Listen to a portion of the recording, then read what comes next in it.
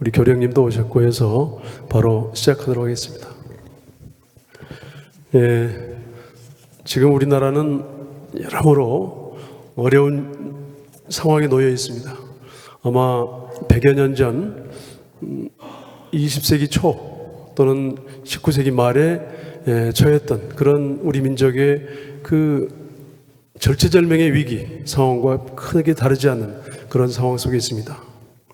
그동안에 한반도, 남북한 그리고 세계 평화를 염원하면서 우리 노태구 동학민족통일회 의장님, 상임의장님과 함께 평화민족통일원탁회의라는 걸 꾸려서 많은 분들과 함께 모색을 해온 지가 한 2년 반쯤 되고 있습니다.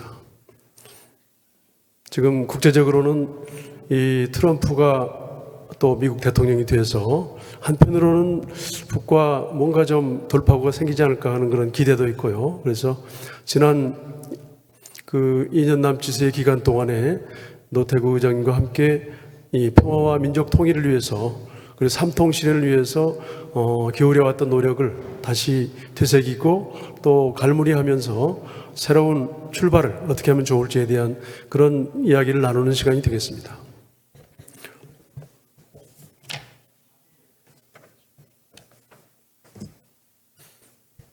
그러면 지금부터 남북 삼통 실현, 통행, 통신, 통상 실현을 어떻게 이루어낼 것인가를 주제로 하는 이 토론회를, 범시민 토론회를 시작하도록 하겠습니다.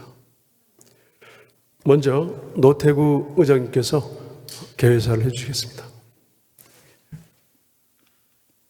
가자 북으로 오라 남으로 만나자 판문점에서 이 땅이 네 땅인데 오도 가도 못하느냐. 평화 풍선을 날리자는데 무엇이 문제가 되겠습니까? 대북 전단지와 오물 풍선들이 오가는데 이들은 남북 양 정부 간의 대결 구도와 전쟁도 불사하겠다는 의도가 있는 것 같은데 이것이 사실이라면 동족 간의 문제로 어떻게 하든지 막아야 하지 않겠습니까? 이제는 금강산에서 풀뿌리 나무 한 포기도 다치는 일이 없도록 하여야 할 것입니다. 본인이 동민회 그리고 그 연대기구인 평화와 민족 통일을 위한 원탁회의의 이름으로 지난 2년여간 삼통실현에 의해 전쟁과 평화의 문제를 해보려고 노력을 해왔습니다. 그래서 이번 학술 대회를 열어 지난해 5월 말 북경에서 북측 인사의 만남에서 시작하여 올해 지난달 10월 말입니다. 연해주 방문에 이르기까지 있었던 모든 일을 총화하며 새로운 출로를 모색해 보기로 한 것입니다. 우리들의 진인사의 노력에 대해 그러나 경색된 양 정부의 당국자나 그리고 일반 시민들이 우리의 이런 노력하는 이 상황을 잘 모르고 있는 것 같습니다. 그래서 방북단을 구성해서 평양선언이나 판문점 선언을 시도하려고 노력했습니다. 이래하여 근본 세미나의 지조 연설을 통해 우리 김창현 박사님이 곧 이제 기조 연설을 하시겠습니다만은 민족 사관으로 평화 번영 그리고 통일을 이루어 나가려는 취지의 이 발언을 하게 되는 것입니다. 그리고 모든 대화와 소통이 단절되어 있는 상황에서 평화 풍선을 날림으로써 국내외의 자유와 평등, 평화를 애호하는 민족과 세계 시민들에게 지난 80년간 동포 사이의 인도주의와 세계 동포주의, 콤패트리오티어니즘의 문제인 삼통실현을 내외에 천명함으로써 드디어 우리의 소기의 목적을 달성할 수 있게 되는 분위기를 마련할 수 있게 되는 것입니다. 삼통 실현의 과제는 일찍이 전 정부들로부터 해온 것이 아니냐는 지적이 있었지만, 그러나 이를 입법화하고 제도화하는 대천명의 실천적 노력이 부재하였다는 것은 우리들과 이러한 주장에 대해서 차이가 있다고 할 것입니다. 이러한 우리들의 변정법적 무실력행, 지행일치, 은행일치의 연구 방법론으로 드디어 오늘 풍선 날리기 정책의 결론에 도달하게 된 것입니다. 지금 남북 당국자를 만나려고 우리 백방의 노력을 북경 우리가 방문 그리고 연해주 방문을 통해서 노력해서나 현실은 묵묵하지 않지만 남북 관계가 더 경색 국민으로 가기 때문에 우리가 평양 방문이 쉽지 않은 것이 현실입니다. 우리의 뜻이 제대로 전달되고 있지 않은 것이 현실입니다. 그런 의미에서 이게 쓰레기 오물 풍선 또 전단지 풍선 이런 해괴망측한 짓 하지 말고 우리 동포가 한이 되는 어떻게 하든지 민족이 서로 이렇게 공생하는 그런 취지를 담는 그런 전단지를 담아서 남북의 당국자나 우리 시민, 인민들에게 알리는 이런 평화풍선 날리기 말고는 접촉할 길이 없는 것입니다.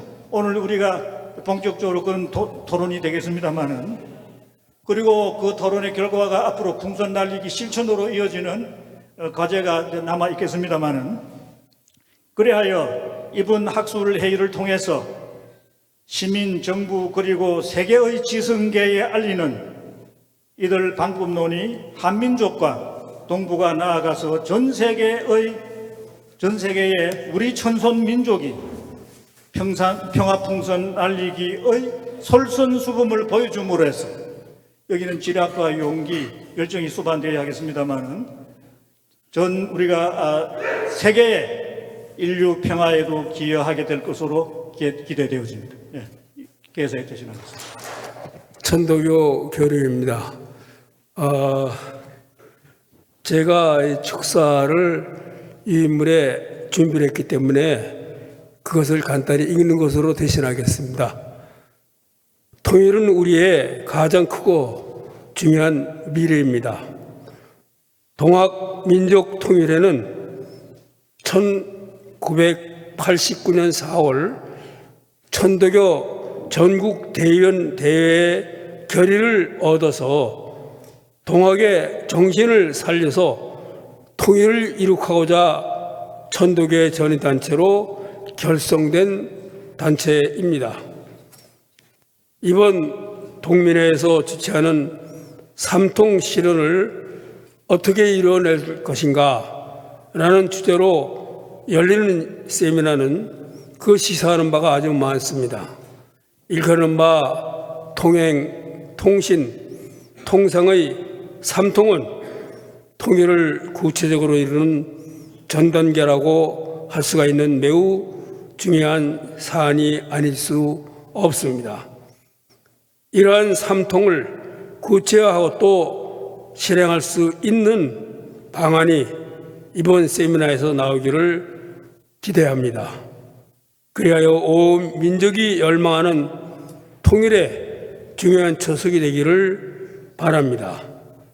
발표를 해주시고 토론에 임하시는 여러 학자분들께서 우리나라의 통일을 위하여 지속적으로 연구하시고 노력해 주실 것을 당부드립니다. 동민의 발전이 곧 우리의 통일을 이루는 그러한 길이라는 점을 오늘 우리 모두는 잘 알고 있습니다. 동민의 무궁한 발전을 기원합니다. 보독 165년 11월 28일 천도교 교룡 윤석산 심고. 고맙습니다. 오늘 노트부 회장님이 이끄시는 동학민족 통일회에서 주관하시는 삼통 실현 어떻게 할 것인가 하는 학술회의를 진심으로 축하드립니다. 지금은 국내외적으로 매우 어려운 상황입니다. 남측은 북의 원점 타격이라고 하는 이런 어마무시한 말을 하고 있고, 북은 남을 대한민국이라고 칭하면서 원자탄이 어떤 것인지 맛을 보여주겠다, 이러한 엄청난 얘기들이 오고 가고 있습니다. 남측의 한미일 군사훈련은 실전을 능가하는 수준으로 전개하고 있고, 북측은 제3, 제4 핵이 무엇인지 일깨워 주겠다고 말하고 있습니다. 전쟁은 남과 북이 공멸할 것임에도 쌍방 모두 물러설 기미를 보이지 않고 있으니 참으로 걱정하지 않을 수 없습니다. 그 무지함에 정말 놀라지 않을 수 없습니다. 이러한 오목한 시점에 조국과 민족의 미래를 걱정하시며 끊임없이 평화 통일의 길에서 애쓰시는 노태우 회장님을 비롯한 관계자 여러분에게 감사의 말씀을 드립니다. 자주 평화 통일은 우리 민족의 숙명적 과제이며 우리 사회의 모든 모순을 해결할 수 있는 그러한 유일한 방안이라고 생각합니다. 동족 간의 적대를 끝내고 상호 공존 공용 새로운 시대를 열어갈 수 있는 삼통 실현의 길이 오늘의 독립운동이라고 생각합니다. 각 시대마다 시대 정신이 있습니다. 선각자들은 언제나 그 시대의 시대 정신을 읽어내고 그 시대 정신을 성취하기 위해서 하나뿐인 목숨조차 초계와 같이 바치셨습니다.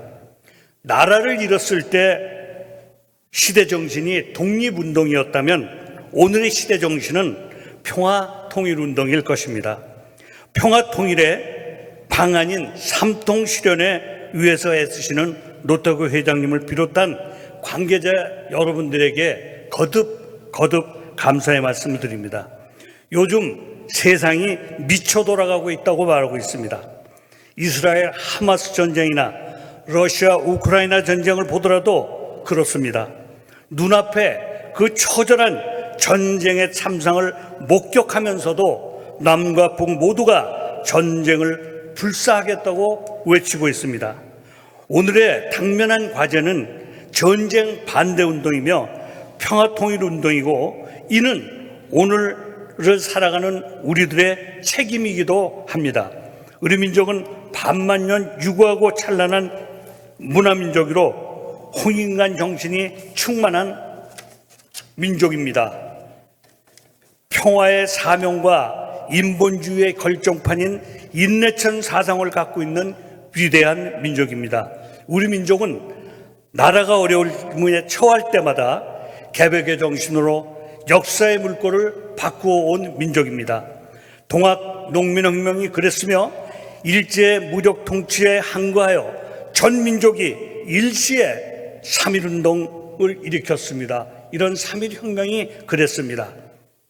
이승만 독재 정권에 항거한 4.19 학생혁명이 그랬으며 군사 독재 정권에 항거한 5.18 민주항쟁이 그랬습니다. 더욱이 2002년 월드컵에서 보여준 붉은 악마의 꿈은 이루어진다라고 하는 함성과 단합은 유구하고 찬란한 반만년 역사의 저력이 아니면 결코 이루어낼 수 없는 함성이었습니다.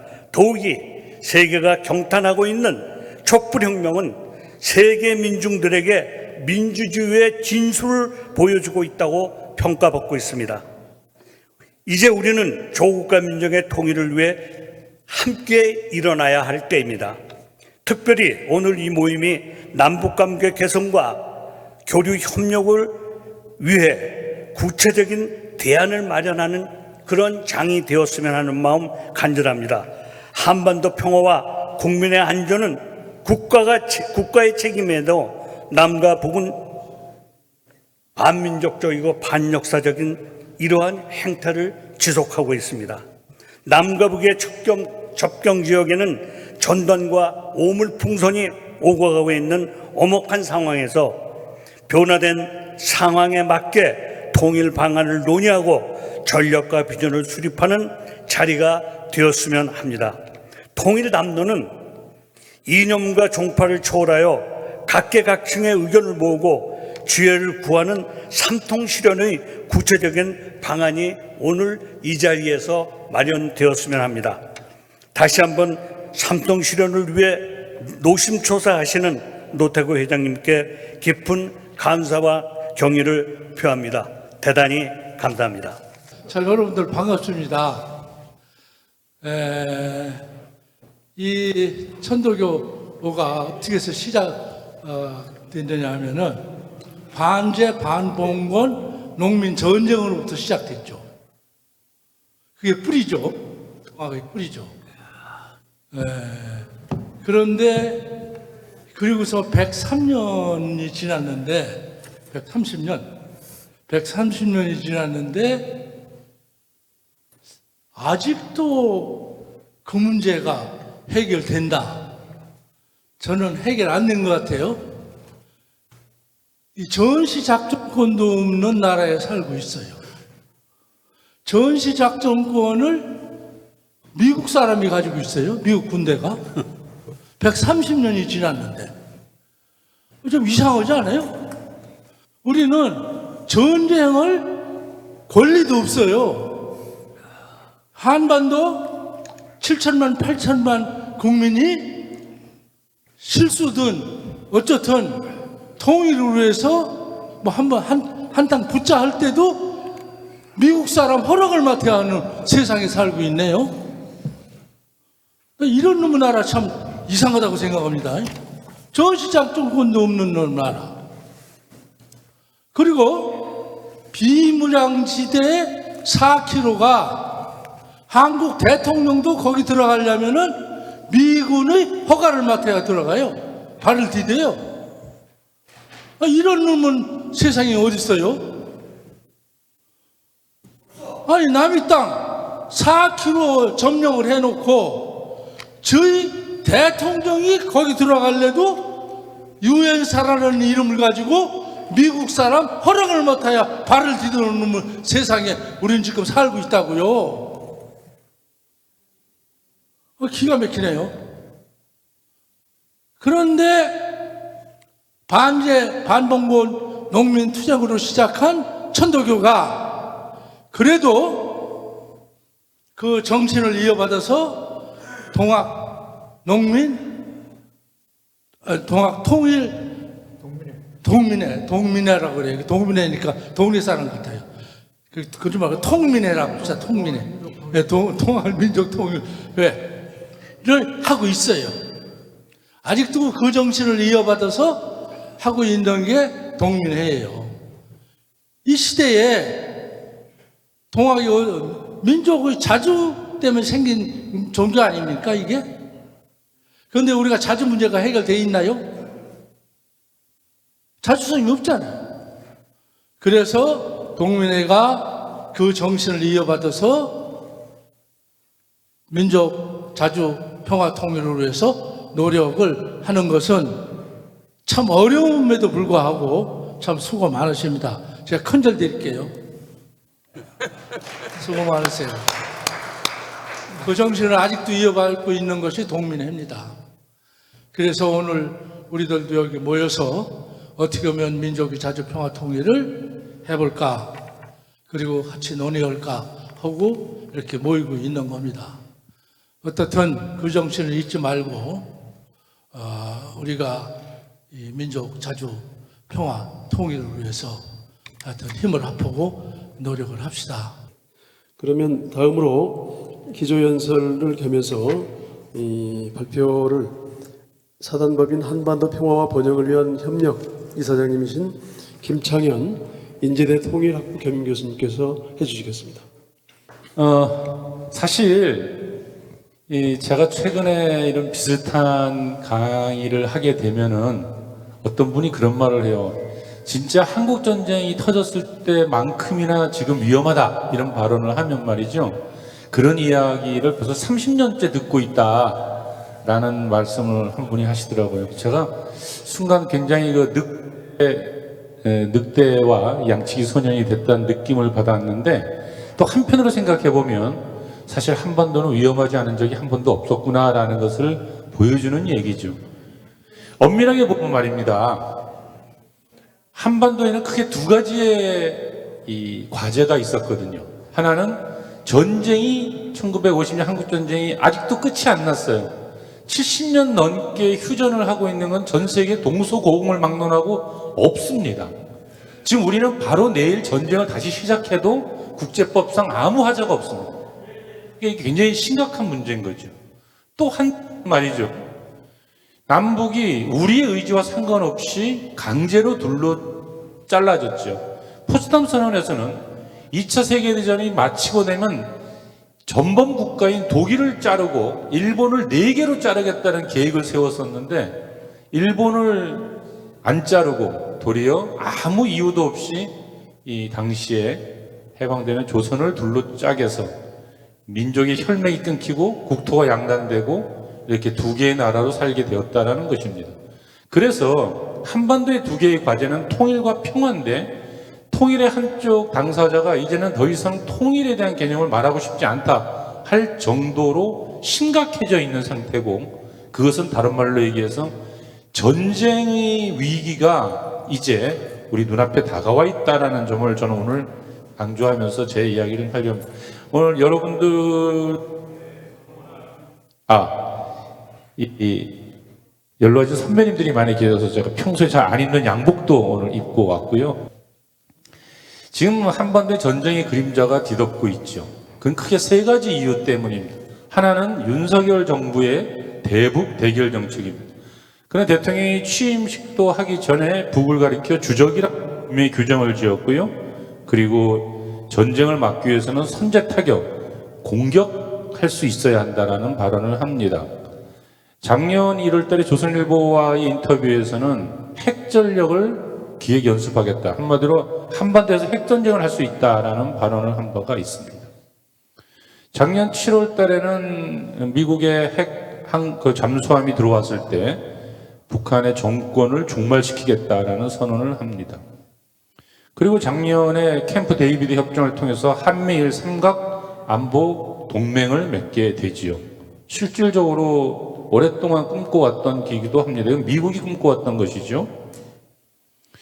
그리고 전방부대를 찾아서는 작년 10월 달에 도발을 나타나면 1초도 기다리지 말고 발포하라 라는 명령을 내립니다. 올해 3월 달에 드디어 이제 통일부 장관이 자유의 북진이라는 표현을 쓰면서 흡수통일의 방안을 정확하게 입장을 밝힙니다. 올해 한 해 동안 보면요, 미국의 핵무기라고 하는 전략 자산이 무려 10여 차갈째 전개가 됩니다. 지금까지 역대 대통령 중에서 말이죠, 무력 통일, 북진 통일을 외쳤던 사람은 유일하게 이승만 대통령 한 사람이 있었습니다. 그 이전에도 그 이후에도 모든 보수 진보를 가리지 않고 모든 대통령들은 평화와 화해를 이야기했거든요. 근데 실제로 전쟁을 이야기하고 전쟁이 일어났었죠. 이 말로 모든 일이 시작되는데, 특히 정치는 말로 전쟁하겠다는 말을 자꾸 하면 안 됩니다. 이게 이제 첫 번째 전쟁 위기가 오게 되는 원인이고요. 두 번째는 북이 전쟁을 물론 이렇게 표현하고 있습니다. 건들면 전쟁이 날 것이다. 즉 전쟁에 대한 결심을 밝히고 있습니다. 2022년 9월 핵무기를 어떻게 쓰겠다라고 하는 핵 독트린을 법제화합니다. 이건 전 세계 국가들 중에 핵 독트린을 법제화한 나라는 북이 유일합니다. 법제화한다는 소리는요, 요러한 일 때는 내 명령 없이도 법률에 의거해서 핵무기를 쓴다라는 뜻이니까 굉장히 단호한 핵에 대한 의지죠. 그들의 의지를 잘 표현하는 구호는 이거 같습니다. 조선이 없으면 지구가 없다. 즉 핵무기를 쓰면 핵으로 공격받기 때문에 조선이 없어지겠죠. 대신에 그 핵을 공격한 그 나라도 없어진다라는, 우리 경상도 말로는 갈지마오라는 말이 있는데 굉장히 단호한 의지를 보여주는 거죠. 니 죽고 나 죽자처럼 무서운 게 없거든요. 마침내 이제 올해 1월 달에 조선노동당 중앙위원회 제8기 9차 전원회의에서 대남 분야의 근본적인 방향 전환을 얘기하는데요. 그것은 조선반도는 지금 통제 불능의 위기에 빠졌다. 즉 전쟁 상황에 빠졌다는 소리입니다. 그리고 남북관계는 더 이상 동질관계가 아니다. 이제 교정국이고 적대국이다를 분명히 합니다. 그러면서 우리 제도와 정권을 붕괴시키려는 야망은 민주를 표방했던 민주당이든 보수를 표방했던 당이든 다 똑같았다. 이제 우리가 할 수 있는 것은 우리는 군사적 대결을 하려 들면 언제든지 핵을 쓰겠다. 이런 발언을 하게 되는 것이죠. 그러니까 적대 교정국이라는 말은 그동안에 보면은 주로 교정국, 적대국은 미국을 가리켰고, 같은 민족으로 우리는 연방제에서 평화통일을 하자라는 얘기를 하고, 이 미국과 상관없이 우리끼리는 평화롭게 살아야 한다는 얘기를 자주 했는데, 그 이야기를 이제 접은 거죠. 접고, 이 미국과 이 대한민국은 하나다. 동일시하겠다, 이제. 즉, 교정국이고 적대국으로 본다. 연방제에 의한 평화통일 방안은 1980년 제6차 당대회에서 결정한 이래 한 번도 바꾸지 않았던 그 노선을 내려놓습니다.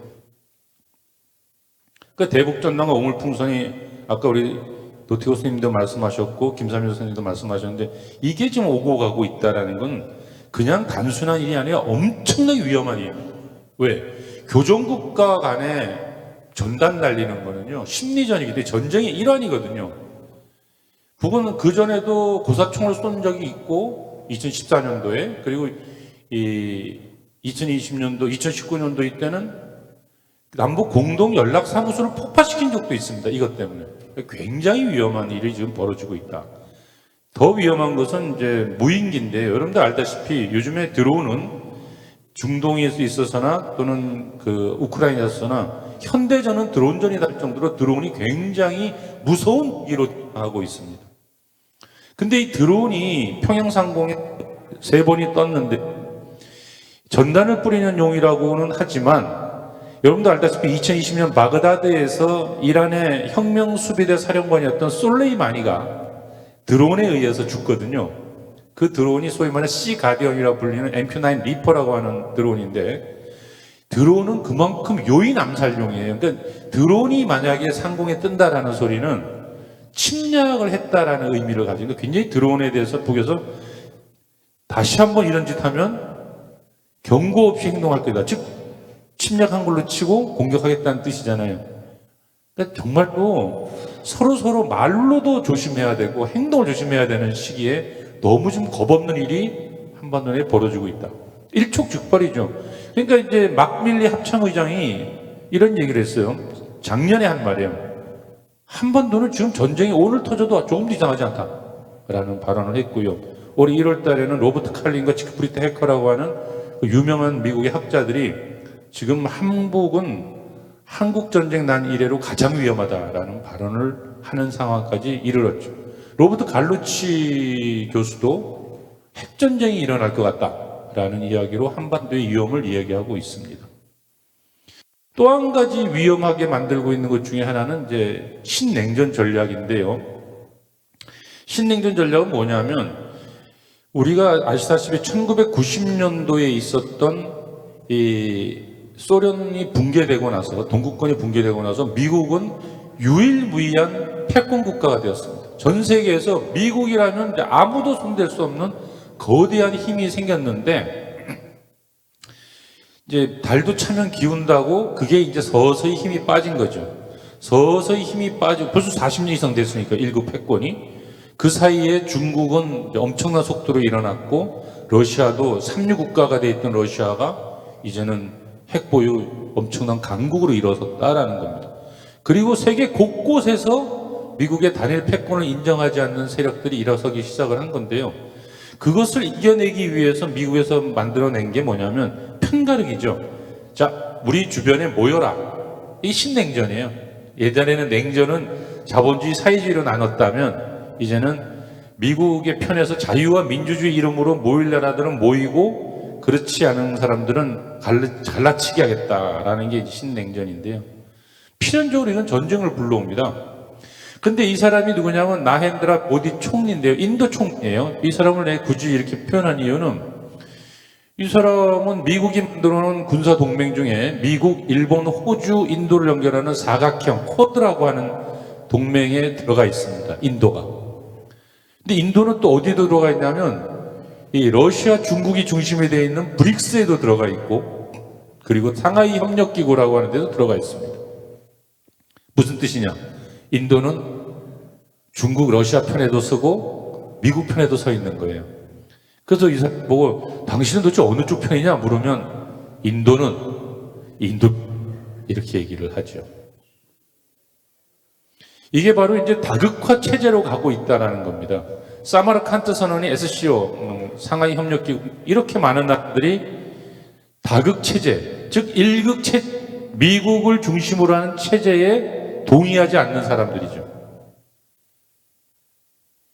이것이 브릭스, 브라질, 러시아, 차이나, 중국, 인도, 남아공 5개가 만들었는데 이제 거기에 이란, 아랍에미리트, 에티오피아, 이집트까지 들어와가지고 세계 인구의 거의 절반, GDP의 35.8%가 여기서 만들어지고 있습니다. 이 사람들은 달러 말고 다른 돈을 만들겠다. 세계 달러와 태권을 쥐고 있으니까 바꾸겠다 하고 있고요. 한마디로 거기 줄을 서서 들어오겠다는 나라들이 많습니다. 이게 바로 이제 세계가 미국의 단일한 패권이 강력할 때는 아무도 할 수 없을 이제 벌리고 있다는 것이죠.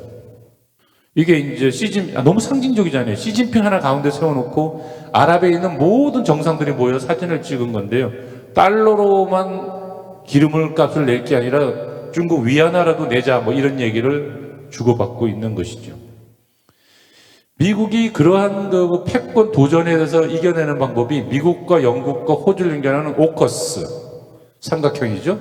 한국과 미국, 일본과 미국을 연결하는 삼각동맹, 이 미국과 일본과 필리핀을 연결하는 미일필 동맹, 그리고 여기 미국과 일본과 인도와 호주를 연결하는 쿼드, 이렇게 전부 다 격자형의 중국 견제형을 만들면서 이걸 전체 나토까지 연결해가지고 세계를 이렇게 갈라서 만들어내려고 하는 게 이게 이제 신냉전이라고 하는 겁니다. 그래서 이것 때문에 전쟁이 나는 거예요. 계속. 그러니까 이제 러시아 우크라이나 전쟁 끝이 안 나죠. 왜? 이건 우크라이나와 러시아 싸우는 게 아니라 러시아와 미국의 싸움에 대리전을 지금 하고 있는 거거든요. 지금 우크라이나는 하루도 오늘 지원을 끊으면 내일 망해버립니다. 그러니까 미국의 지원으로 지금 버티고 있는 것이거든요. 그러자 이제 확정 가능성이 커지고 있습니다. 이제 트럼프가 대통령이 되자마자 그날로 이게 에이테크음스 6발을 쐈다라고 하는데 이게 왜 무서운 얘기냐면요. 에이테크음스는 우크라이나가 가지고 있는 미사일이 아니에요. 미국 거예요. 그러니까 미국이 동의해주고 미국이 직접 지휘하지 않으면 날아갈 수 없는 미사일입니다. 이 미사일을 러시아 본토를 향해서 11월 19일, 며칠 전에 6발을 쏜 거예요. 이것은 뭐냐? 푸틴이 계속 그랬거든요. 만약에 에이테크음스를 러시아 본토로 쏘면 이거는 3차 대전을 의미하는 거로 인정하겠다라는 얘기를 여러 차례 했었는데 이걸 쐈습니다. 그러자 그날 푸틴이 뭐라고 얘기하냐면 이런 얘기를 합니다. 앞으로 러시아를 공격하는 모든 국가에 대해서는 핵무기를 쓰겠다. 그리고 러시아와 동맹국에 대해서 어떤 블록에 속해 있는 나라가 공격을 한다면 전체 공격으로, 즉 한마디로 나토에 있는 어느 한 나라가 자기를 공격한다면 나토 전체를 적으로 돌리고 핵을 쓰겠다. 핵무기가 없는 국가가 핵 보유국, 즉 미국의 지원을 받아서 공격한다면 그것도 역시 핵을 쓰겠다. 재래식 무기로 공격해도 핵을 쓰겠다. 이거는 누굴 가리키는 거냐? 만약에 한국군이 우크라이나에 참전해서 살상 무기를 보내면 핵을 쓰겠다는 의미입니다. 이거 굉장히 심각한 얘기거든요. 지금 러시아에 북한군 한 1만 명이 왔다라고 계속 얘기하고 있는데 아직까지는 그 교전 상황을 사진을 한 장 못 내서 이제 가짜 사진만 몇 장 돌다가 말았는데 진실이 뭐냐? NCND를 하고 있습니다. 어디가? 북과 러시아가 인민군을 보냈다라는 것을 시인도 하지 않고 부인도 하지 않고 있습니다. 일반적으로 정치학적으로 보면은 NCND는 시인입니다. 보내긴 보냈다라는 의미 같은데, 근데 아직 교전에 참가는 안 하고 있는 것 같아요. 근데 교전했다라는 모든 뉴스는 지금 다 우크라이나발 가짜 뉴스일 가능성이 매우 높죠. 그러니까 이상한 허접한 사진들 나와가지고 뭐 막 가짜 사진 돌고 그러는데, 그런데 뭐가 들어가 있긴 한 것 같은데 전쟁은 아직 안 치르고 있다. 이 소리는 뭐냐? 인민군이 들어가 있으면 한국군을 보내겠다. 그럼 한국군과 인민군이 만약에 우크라이나에서 불붙어 버리면 휴전선은 바로 불나버립니다. 이게 지금 한마디로 우크라이나에서 저 이역만리에서 벌어지는 전쟁이 한반도에서 바로 전쟁으로 터져버릴 수 있는 가능성 거의 100%죠. 그러니까 너무 위험한 상황에 지금 놓여 있다, 이렇게 볼 수 있습니다. 그러니까 살상무기 지원이라고 하는 것을 왜 막아야 되냐면, 살상무기 지원은 그냥 지원해 주는 게 아니라 거기에 우리나라 군대가 따라가야 그 무기를 쓸 수 있기 때문에 참전이 됩니다. 아까 얘기했잖아요, 러시아에서.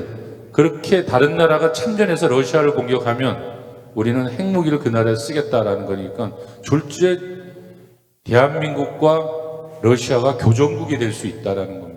이제 뭐 굉장히 상태가 위험한 상태에 빠져 있는 거죠. 이런 때에 트럼프가 등장을 한 겁니다. 그러니까 트럼프가 등장하게 되는 과정을 간단하게 설명을 드렸는데, 그 전까지 트럼프 대통령은 1기 때 이랬죠. 멕시코 장벽을 쌓고, 그리고 기후협정에 탈퇴하고, 나토와 한국같이 동맹국들한테 방위비 더 넓혀달라 하고, 아프가니스탄에는 철군을 결정했었죠. 굉장히 지금까지 전통적으로 우리가 봐왔던 미국의 모습이 아닙니다. 너무나도 이상한 모습이었죠. 요번에 이제 트럼프가 다시 당선됐어요. 이제 마가라고 하죠, 마가. Make America Great Again이라고 하는, 미국을 다시 위대하게. 아메리카 퍼스트주의, 미국 우선주의를 주장하는데 크게 주장은 세 가지입니다. 중국을 완전히 봉쇄하겠다.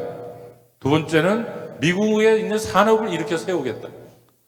세 번째는 전쟁을 중단시키겠다. 뭐 이런 이야기를 했어요. 다만 전쟁을 중단시키겠다고 하면 미국 내 엄청난 갈등이 야기될 겁니다. 왜? 미국의 실질적인 주인은 소위 말하는 군산복합체라고도 부르기도 하고 또는 딥스테이트라고도 불리는데, 미국의 군수 무기업자들과 금융자본과 네오콘이 합작돼서 엄청난 제국을 형성하고 있단 말입니다. 그들이 전쟁을 치르게 하기 위해서는 민주당이든 공화당이든 어떤 대통령 후보든 밀어줍니다. 그러니까 당을 따라 밀어주는 게 아니고, 미국에서는 상원 의원이나 주지사급이 돼야 대통령을 하거든요. 근데 거기까지 오는 동안에 정치 자금을 양쪽으로 다 내줍니다. 누구든 되면 그때부터 전쟁을 하게 해요. 그런데 아이러니하게도 재벌 출신이라 걔네들한테 돈 받을 기회가 없었어요. 그리고 군산복합체들, 군수무기업자들한테 빚진 게 없어요. 그래서 하원 의원조차 한 적이 없어요. 정치 자금을 받은 적이 없는 사람이라. 이 사람은 전쟁을 그만두겠다는 말을 막 할 수 있는데, 그렇게 되면 어떻게 되느냐? 참 재밌게도 지금까지 미국에서 전쟁을 안 하겠다고 했던 대통령들이 죽거나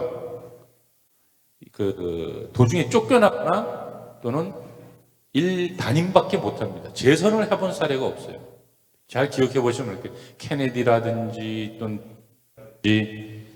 또 저 카터라든지 트럼프라든지 다 재선을 못해요. 그만큼 미국의 실질적인 주인인 군산복합체가 강력하게 전쟁 안 하겠다는 사람들을 막아 나서거든요. 그래서 어찌 보면 트럼프가 등장한 게 우리 민족에게는 이게 희망이 있는 거 아니냐 하는 생각을 갖게 하는 거예요. 왜냐? 지금까지 미국 대통령 중에서 북의 조선민주인민공화국의 지도자를 국가로 인정해주고 만난 사례가 트럼프가 최초였고, 그 이후에도 없고 그 이전에도 없었어요. 이 사람은 선거 운동 기간 내내 암살 위기에 시달렸죠. 실제로 총을 맞았고요.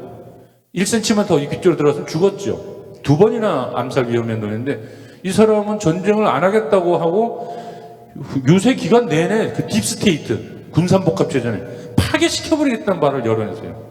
미국을 재건하려면 애들을 없애버려야 된다. 그러니 굉장히 위험하게 된 거죠. 앞으로 트럼프의 미래가 어떻게 될까? 이거는 전부 다 아리송합니다. 아무튼 트럼프는 진화해 왔어요. 그가 대북 인식을 어떤 인식을 갖고 있었냐면 옛날에 2016년도 1기 때 당선될 때 전에 뭐냐면 가리켜서 중국의 베이비다. 그때까지만 해도 잘 몰랐어요. 북이 어떤 곳인지를 몰랐어요. 그러다가 2017년도 와서는 북에서 수소폭탄 실험을 하니까 화가 나가지고 저 화염과 분노 불질러 버리겠다는 얘기를 합니다. 북한 전체를 불지르겠다. 그러다가 ICBM을 쏠 거다라는 소문이 들리니까 이제 화가 나가지고 로켓맨, 김정은을 가르쳐 로켓맨 그러면서 토탈리 디스트로이 하겠다라는 말을 합니다. 완전히 다 막. 그래서 그때까지만 해도 전쟁이 날 거다라는 생각을 많은 사람들이 갖습니다. 그런데 너무나도 거꾸로 2018년도에 그 화성 15호를 쏘고 난 이후부터는 싱가포르 회담을 하는데 뭐라고 얘기하냐면 우리는 아주 좋은 관계를 맺을 것이다. 그리고는 우리는 러브레터를 주고받는 관계다. 뭐 이런 얘기를 하고 저는 굉장히 쇼맨십이 강한 사람이에요. 요번에 공화당에서 전당대회 마지막 날 대선 후보 수락 연설을 하면서 뭐라고 얘기를 하냐면 나는 김정은과 잘 지내왔고 핵무기를 많이 가진 사람하고 사이좋게 지내는 게 좋다. 그래서 그러면 핵 보유를 인정하려나 보다 라는 생각을 하게 만들었죠. 나는 그를 보고 싶고 그도 나를 그리워할 것이다. 뭐 막 이런 얘기를 했습니다. 그런데 지금 앞으로 만나야 할 북은 그럼 어떤 북이냐? 그 이전에 있었던 그 싱가포르 회담하고 나서 2019년도 2월에 열렸던 하노이 회담할 당시의 북이 아니라는 겁니다. 지금 북은 그 사이에 엄청나게 핵무기를 많이 가진 나라가 되어버렸어요. 이 조선운동 제8차 당대회 2021년도에 북은 핵무력 건설을 공식 선언하고 나서 작년에 이게 뭐냐면 화산 30일이라고 이렇게 생겼어요. 카트리지처럼 핵탄두를 갖다가 규격화한 거예요. 그래서 북에 있는 모든 미사일 대가리에 딱딱딱딱딱 끼워 넣을 수 있도록 만든 거예요. 그래서 대량 양산 체계로 들어갔다. 표준화시키고 규격화, 소형화, 경량화로 가버린 거예요. 앞으로 핵 비핵화 협상 불가능하다라고 저는 생각합니다. 불가능합니다. 왜? 너무 많아졌어요. 그 당시에 2019년도에 협상을 했으면 비핵화 협상이 성공했을 건데 이제 비핵화는 어려울 것 같습니다. 핵 투발 수단도 엄청나게 다양하게 쏘야 돼요. 이렇게 저렇게 쏠 수 있다. 그 중에서도 제일 무서운 게 극초음속 탄도미사일이죠. 이거는 이제 마하 5 이상으로 날아가는 건데 아무런 MD 체제, 미사일 디펜스로 막을 수가 없습니다. 이런 걸 다 갖춰버린 거예요. 정찰 위성을 띄워가지고 날아가는 탄도미사일을 길을 이제 보게 하고 눈이죠, 눈. 그리고 SLBM 잠수하면서 쏘는 것들을 완성해 나가고 있고. 제일 확실하게 만든 건 예전에는 원자탄은 두 가지 종류가 있어요. 나가사키에 떨어졌던 플루토늄 방식이 있고 히로시마에 떨어졌던 농축 우라늄 방식이 있는데 이 농축 우라늄 방식이 대량 생산 방식인데 이게 원심 분리기로 돌려내는 건데요. 플루토늄 생산은 원자력 발전소를 다 돌리고 나면 남는 폐 연료봉을 재처리하는 과정에서 플루토늄이 생산되지만 농축 우라늄 방식은 그냥 공장처럼 돌리면 됩니다. 이거를 바로 9월 달에 공개해 버렸어요. 한 번도 안 보여준 무슨 의미냐? 우리는 이제 더 이상 핵 없앨 마음이 없다. 우리는 핵 보유국가다. 이걸 선언한 것이죠. 그러는 가서 이제 바로 지난달이죠. 화성 19호를 쐈는데 화성 19호는 괴물이에요. 엄청나게 큰 건데 여기가 다탄두, 그러니까 수소탄을 한 5개 싣고 가고 15,000km 날아가는데 미국 상공에서 터뜨려버리면 미국에 있는 5개 도시 정도는 순식간에 없어진다는 소리예요. 그리고 고체 연료로 만들었다. 그러니까 한마디로 보여줄 수 있는 건 다 보여준 거죠. 북에서. 우린 이 정도다. 그리고는 바로 며칠 전이죠. 무장장비 전시회 2024를 하면서 이렇게 얘기합니다. 우리는 미국과 협상해봤는데 그들은 우리와 공존 의지가 없더라.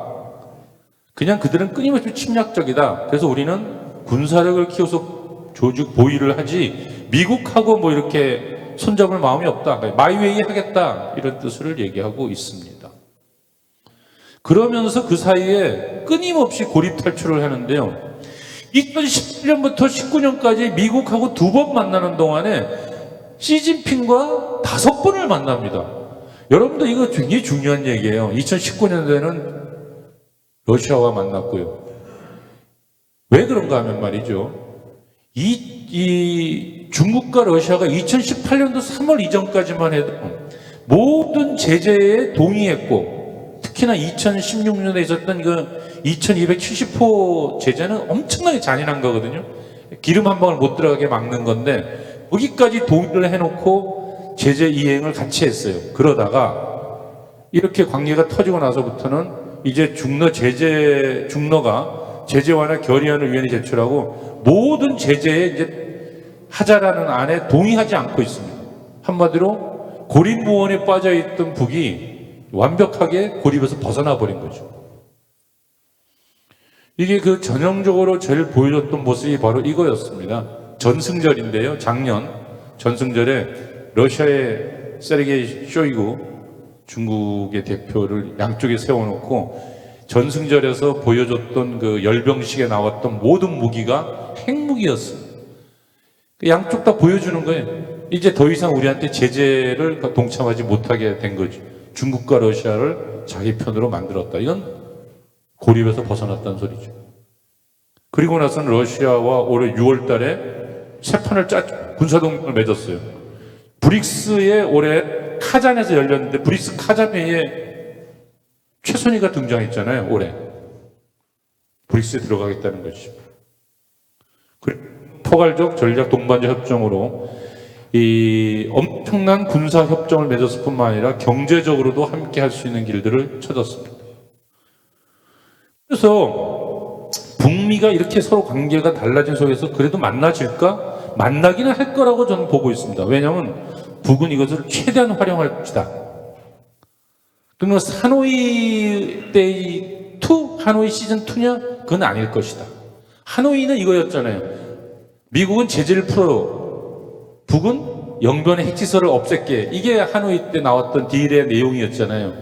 근데 글로부터 출발할 것 같잖아요. 왜냐하면 이제 더 이상 핵무기 협상은 없기 때문에 아마도 제 생각에는 한미연합훈련 중단, 이쪽에서는 그 ICBM 발사 중단, 이걸 조건으로 만남은 가질 수 있을 것인데 아마도 핵무기 보유에 대한 얘기보다는 수교 협상, 관계 개선 이야기가 먼저 나올 확률이 매우 높다라고 보여줍니다. 근데 판이 깰 가능성도 매우 높습니다. 왜? 군산복합체들이 가만히 있을 리가 없고, 만약에 이렇게 해서 합의가 돼가지고 북미 간에 평화협정을 맺고 국교가 수립된다? 그렇게 되면 냉전 전략이 다 구멍이 생겨버리는 거잖아요.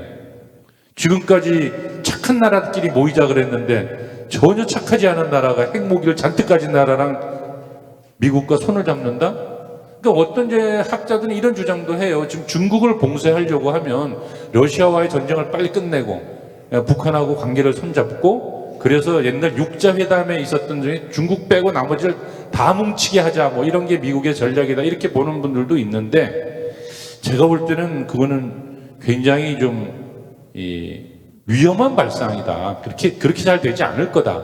왜냐하면 북이 그동안 중국과 러시아와 맺은 관계를 보면 주로 반미 반제 전선이었거든요. 그래서 그렇게 친미 국가를 통해 가지고 모든 문제를 해결하려고 들기보다는 도리어 북중러를 더욱 강하게 뭉쳐서 브릭스로 가고 상하이 협력기구로 가서 미국을 도리어 일국 패권을 무너뜨리려고 하는 거다. 그래서 그렇게 서로 부닥치게 되면은 잘 안 되게 되겠죠. 그런데 아무튼 간에 만약에 성사가 되면 한미동맹은 엄청나게 균열이 일어나겠죠. 핵도미노가 일어나는 거예요. 핵무기를 가진 북한하고 미국하고 수교를 맺어버리면 당연히 남쪽에서는 핵무기를 갖겠다 들 거고, 일본도 가질려 들 거고, 대만도 가질려 들 거라는 겁니다. 이게 굉장히 복잡해지겠죠. 그런데 이거 바로 그저께인데요. 38로스의 조엘 위트라고 하는 사람이 이런 거를 기고했어요. 트럼프는 100일 안에 북하고 만나야 된다. 아까 제가 얘기했는데 북하고 만나서 이 서로 관계 협상에 대한 얘기를 시작을 해봐야 된다라는 얘기를 쭉 써놓으면서 마지막에 뭐냐면 이게 실패하면 도리어 전쟁 위기는 더 커질 것이다라는 얘기를 했습니다. 한미 관계는 악몽이죠. 당장은 트럼프는 방위비 분담금을 지금 이제 1억 3,463억인가 올해 내고 있는데 그거를 10배 많은 100억, 즉 13조로 올리자라는 얘기를 얼마 전에 했거든요. 이 사람 한국을 털려고 하는 개념이에요.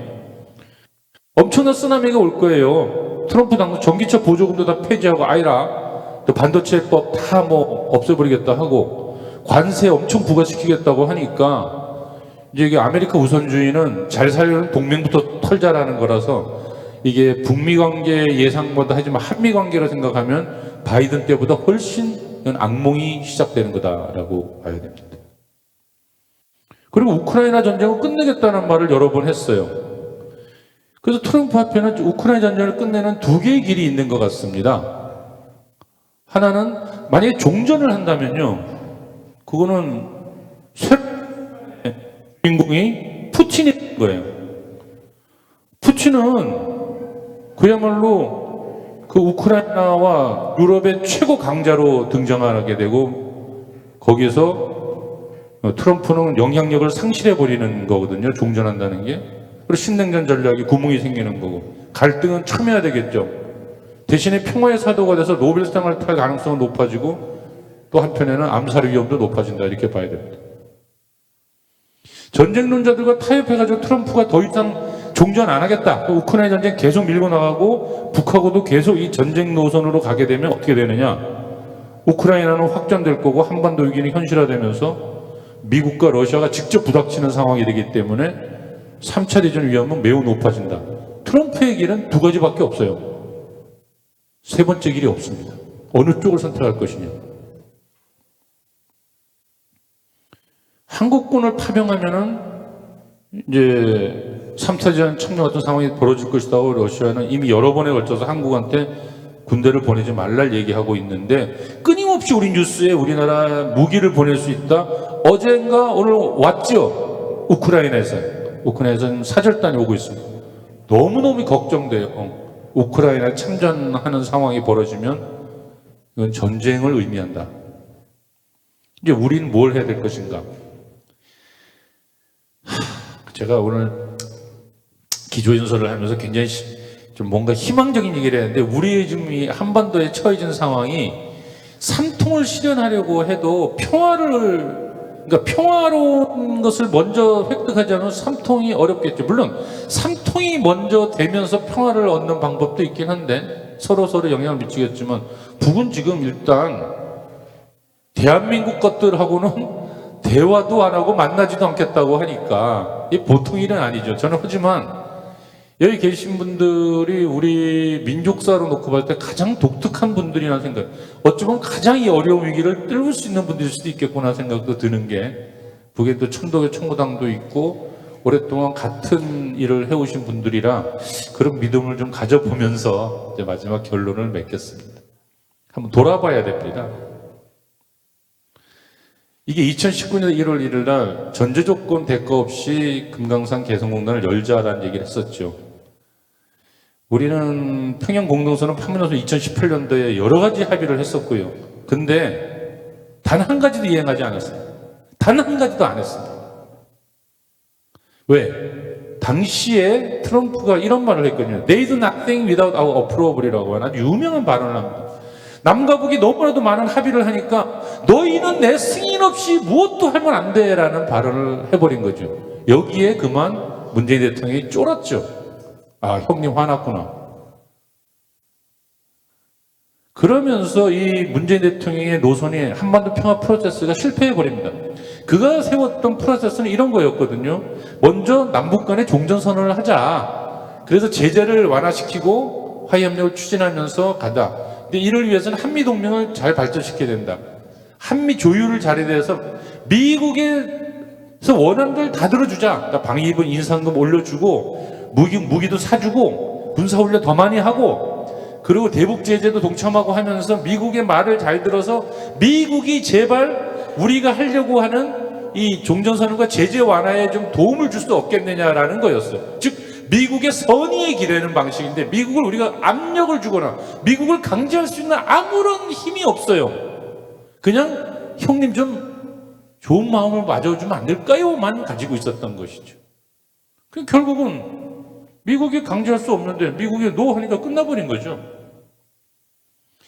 즉 미국이 붙고 있던 적대 정책은 상수로 보고 우리끼리 먼저 그러니까 남북 간의 평화협정을 맺고 화해협력을 한다는 게 불가능하다는 걸 보여준 거예요. 즉 남북 문제에 있어서 미국 얘기를 빼고 아무것도 진행이 안 되는데 애써 미국 얘기를 안 하고 있는 거예요. 한 번은 임종석 전 의원이 그런 연설을 한 적이 있어요. 이제 더 이상 우리가 통일은 어려워졌으니 다 때려치고 남북 간에 평화롭게 공존할 방법을 찾아보자. 그래서 제가 이런 기고를 했거든요. 알겠는데, 현실을 알겠는데, 당신이 하나 빠져먹고 있는 게 있다. 지금 우리의 평화를 위협하고 있는 엄청난 문제, 통일을 가로막고 있는 엄청난 문제, 남북 간에 뭘 하려고 할 때마다 엄청나게 가로막고 있는 미국 얘기를 싹 빼놓고 어떻게 평화 공존을 얘기할 수 있냐. 지금 한반도 평화의 가장 걸림돌은 한국 전쟁이 끝이 안 나고 있는데 한국 전쟁에 쌓인 당사자가 우리는 빠져 있어요. 지금 평화협정의 당사자는 미국하고 북이란 말이에요. 이제 너무 웃기지 않습니까? 황당하잖아요. 그 문제에서 그 핵심적인 미국이 동의하지 않으면 나갈 수가 없었던 거예요. 발자국. 이미 하노이에서 깨지고 나서는 더 이상 길이 없는데 거기서 그만 멈춰 서버린 거죠.